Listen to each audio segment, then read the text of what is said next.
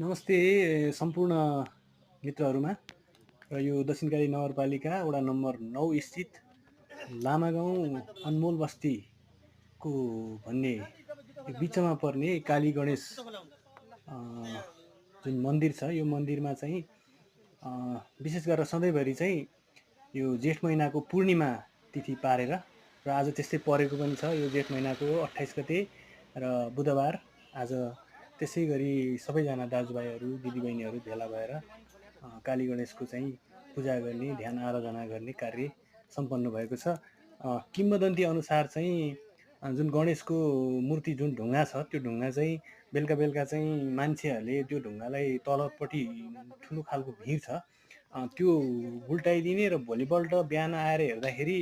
त्यही ठाउँमा चाहिँ आएर अवस्थित भएर बसिरहेको पाइने भएको भएर पनि त्यो किम्वदन्ती अनुसार चाहिँ यहाँ वर्षैपिच्छे यो पूजा आराधना हुने गर्दछ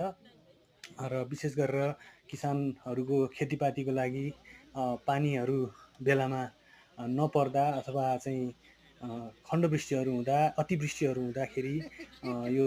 यहाँ काली गणेशलाई सधैँभरि सम्झिने परम्परा छ र यो पूजा यो जेठ महिनामा हुने भयो र मङ्सिर महिनामा पनि विशेष गरेर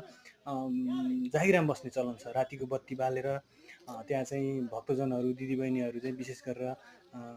दियो बत्ती बालेर त्यहाँ चाहिँ बत्ती बालेर रातभरि बस्ने एउटा चाहिँ बत्ती बालेर जागिराम बस्ने एउटा चलन छ र दाजुभाइहरू चाहिँ यसो मादलहरू बजाउने गीत गाउने होइन भजनहरू गाउने गरेर पनि त्यो रातलाई बिताउने गरिन्छ र त्यो कतिपय क्षणहरू त्यो मैले पनि मेरो लागि निम्ति पनि अविस्मरणीय छ र साथीहरू अब यो मैले मेरो आवाजमा यो युट्युबमा चाहिँ भिडियो बनाएको यो पहिलो पटक पनि हो र मलाई आशा छ यो यहाँहरूलाई मनपर्छ र यदि मन परेमा यसलाई लाइक सब्सक्राइब पनि गरिदिनु होला भन्दै धन्यवाद। यो भिडियो हेरिदिनु भएकोमा धन्यवाद। नमस्ते। सबैको जय होस्।